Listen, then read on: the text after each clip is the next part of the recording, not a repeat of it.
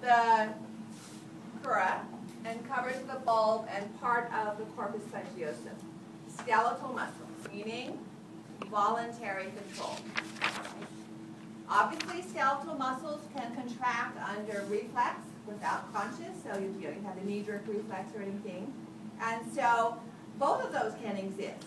During ejaculation, it's a reflex that causes these to contract. Sperm moves through the urethra, which is smooth muscle, as it contracts in peristalsis. The contraction of these skeletal muscles, which I'll draw on the board in just a moment, can enhance that.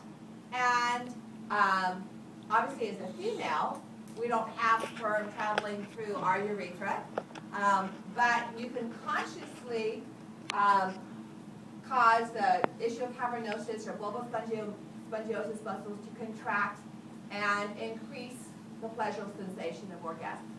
So that's a learned activity. It can be not override, but contributed to by a conscious activation of those muscles and not just limited to the reflexive contraction. And again, we'll talk about those sequences tomorrow. So let's put these muscles in. Remember the crus contribute to the the crus contribute to the corpus cavernosa. So this muscle takes its location and what it's going to become and is known as the ischio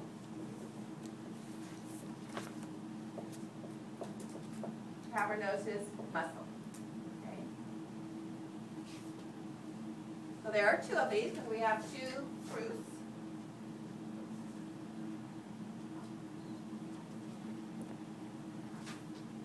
The other muscle covers the bulb and portion of the corpus spongiosum, and there are two of those as well.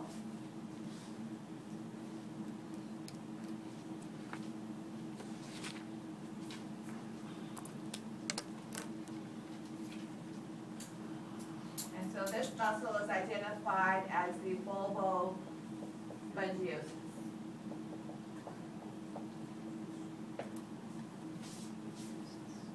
I used to cover this in Bio430, but I don't anymore. So you guys are on a level playing field for that.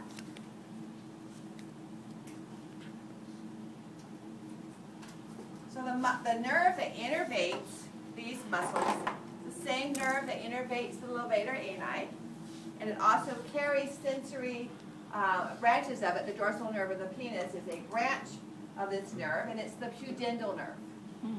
Remember the pudendal nerve? It's part of the sacral plexus. So here is the sacral plexus, ventral rami of the sacral spinal cord. And posteriorly, they come together, and you would recognize the sciatic nerve, which is going to extend into the lower extremity. So it's another much smaller branch of the sacral plexus is the pudendal nerve. And it passes through I'm going to run next door. They were having a class this morning, so let me run next door and grab a pipe cleaner, and I think that will help you guys out.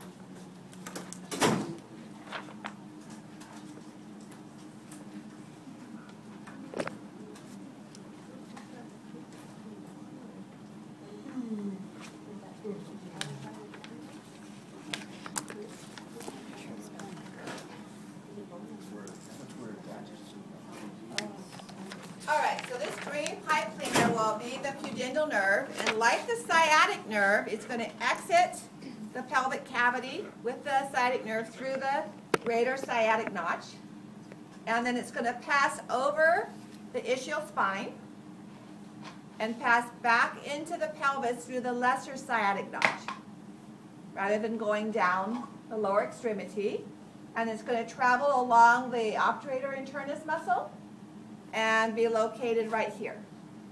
So this is our pelvic area here, and that's how it innervates the external urethral sphincter and these muscles. And I'll show it to you on the male. It's not shown on the female model over there, but it is on the male. So this is pudendal nerve. There are additional branches, deep perineal and superficial perineal, that actually innervate these muscles. All right, but you don't have to know to that level, but I do want you to know pudendal nerve. So I'll leave that on here. And on the male model, you can visualize this nerve. So this muscle right here, forming this bowl-like structure, is the levator ani. All right, you guys see that? And then my fingers are on the obturator internus muscle. Okay. So now on the inside, traveling along that obturator internus muscle, you'll see a yellow and a blue and a red line. And the yellow is the pudendal nerve. And it's going to send branches. See if I can. Oh, drop your penis. Poor penis.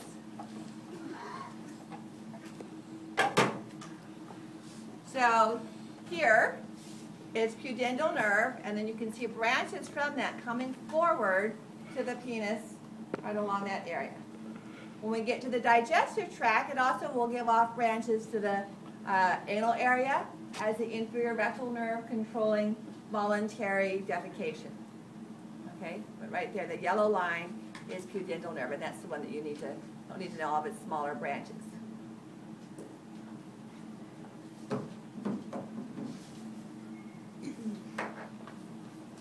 So if I were to place the deep perineal muscle in here, I'm going to do it in green this time.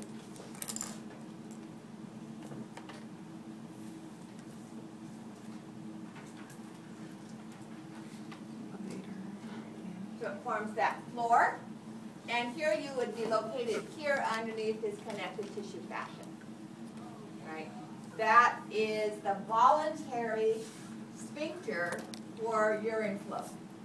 So in the male, that's going to contract reflexively to keep urine from joining the sperm on its way out in the urethra. That would not be very viable, would allow much viability. So now let me go back to the a sagittal section of the male. And let's look at these structures as they would appear on that sagittal section.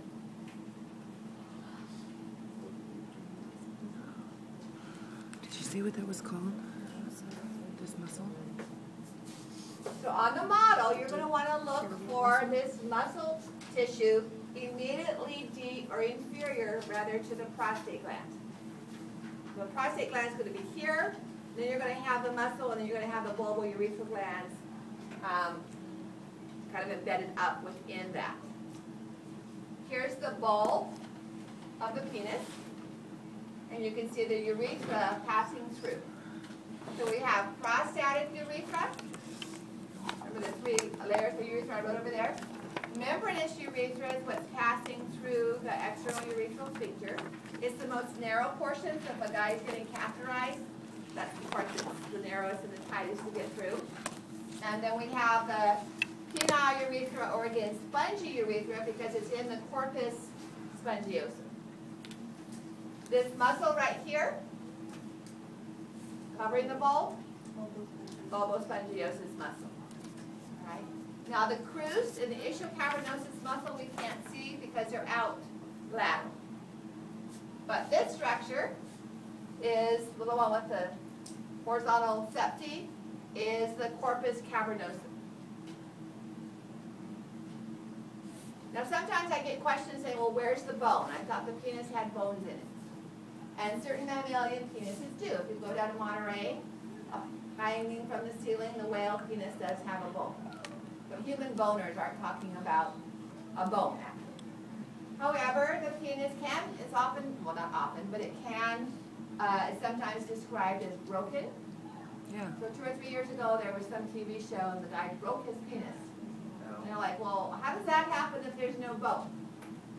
These connective tissue septi of the corpus cavernosa can rupture.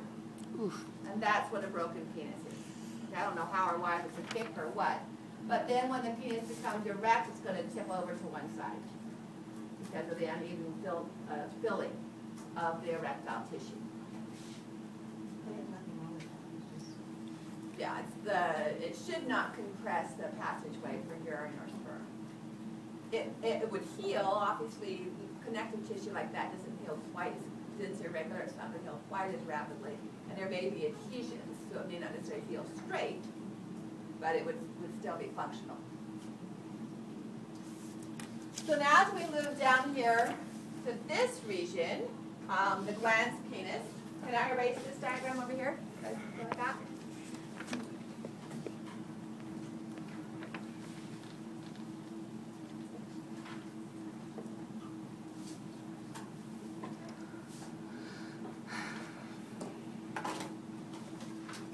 So as we look at the glans penis, that would be the opening of the urethra. We have skin that covers but is separated from the surface of the glands.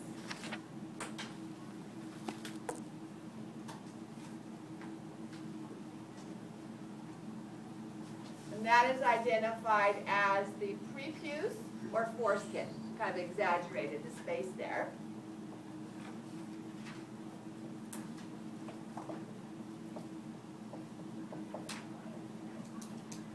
And so a circumcision is cutting it off about that level. Circumcision is cultural, it's religious, so it's kind of up to parents. The poor kid usually doesn't have any say about it. If the parents decided not to circumcise their male child, then as an adult, of course, the child may decide to have it done himself.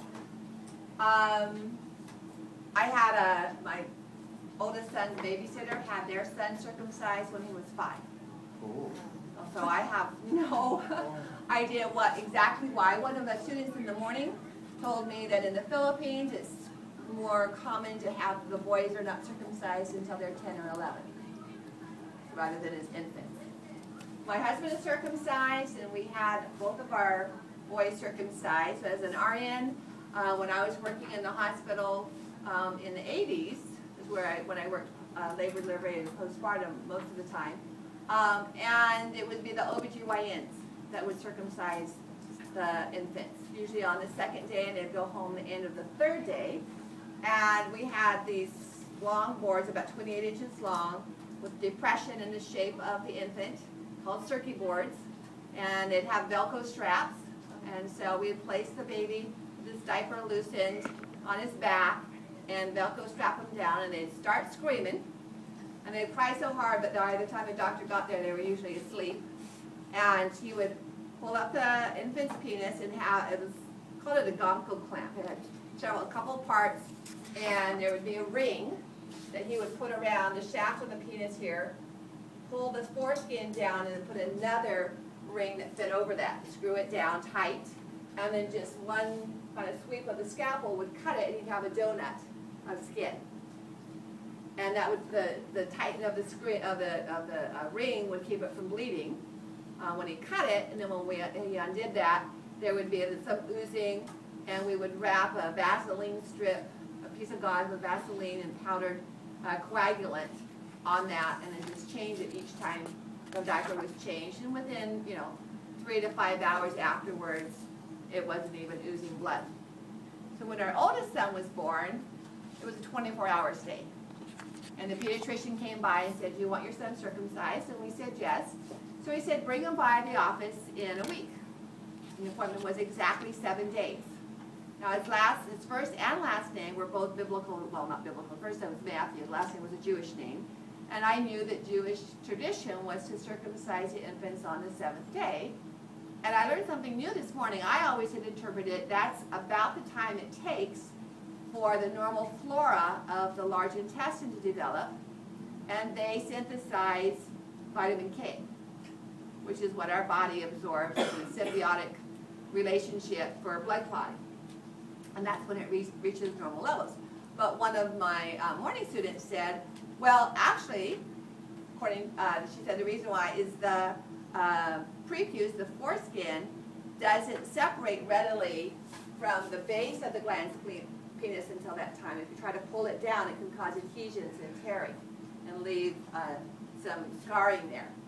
So with our oldest son, we showed up, went into the doctor's office, and they put him on the circuit board, and they placed a local injection right here at the base of the shaft. And then he really started hollering. And I'd never seen that before. And I said, "What's that?" And he said, "It's a local anesthetic. It's been determined that the babies do feel some pain. And if you've ever had a local, that hurts too. So I don't know which was worse, but he screeched throughout the entire procedure. And I've helped out with hundreds of circies, and thought I was fine, and I sat there and held on to his big toe, and it wasn't very big at the time. And my husband sat facing me, and I did not realize how upset I was going to be. I knew if I looked at my husband, I was going to burst into tears. I just sat there and held on to that big toe. Our second son came along. We still wanted him circumcised. I just handed it to the nurse and said, bring him back when he's done. I don't want to be there. So like I said, it's a cultural or family decision. I think in San Francisco they tried to outlaw male circumcision, and that didn't go over very well. It's in the last 4 or 5 years. Some males are never circumcised, and if they are, there's some, it might interfere with sensory. Obviously, my son's not going to know whether it interferes with his, experience in intercourse or not, because he hadn't had intercourse at 7 days old, obviously. There was a journal paper came out about mid-90s saying that there was no reason to circumcise. Children can be taught to clean in this area here thoroughly by just pulling the prepubis down, and you were born with that, obviously had a function, and you should leave it there. About 2 months, 3 months later, in the Journal of Obstetrics and Gynecology, an article came out that said, well, while there might not be any advantage to the male, in the female, there were decreased incidences of cervical cancer if the women, or increased if they did, had intercourse with men who had been circumcised versus not circumcised. So having intercourse with a circumcised male was healthier for the female. Again, it's an issue of cleanliness. I'm sure if there was, less, not just irritation, but if there was focus on the cleanliness, then you wouldn't see any issues with the women's health versus a circumcised or an uncircumcised male. So it's, again, yes. They say that if you get circumcised, you get less chances of getting transmitting to HIV. HIV? Really? Yeah. Because there's pockets that aren't held up in here. This was the mid-90s, so I don't know if that was one of the things they looked at in the health for the male. But other than that, is there any advantage if you get circumcised or not? Well, not according to this article. So again, it's if you teach the male child the proper procedures. Again, one of the students in this morning told she did not have her boys circumcised, but she had young children and older children, and she told me, she said, my daughter came to me and was having sexual relations with a man who wasn't circumcised, and said, Mom, it's just really stinky down there.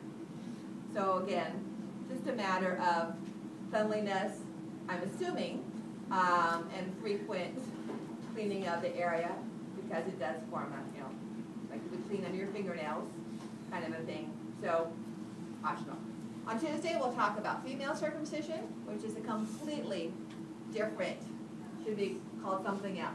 Because while women have a prepubis, female circumcision is removal of their rectal tissue. Right? So they can't have an orgasm. The glans, clitoris, and crus, and all of that is removed. It's completely, wholly different. All right, let's just look at a cross-section again of the penis and look at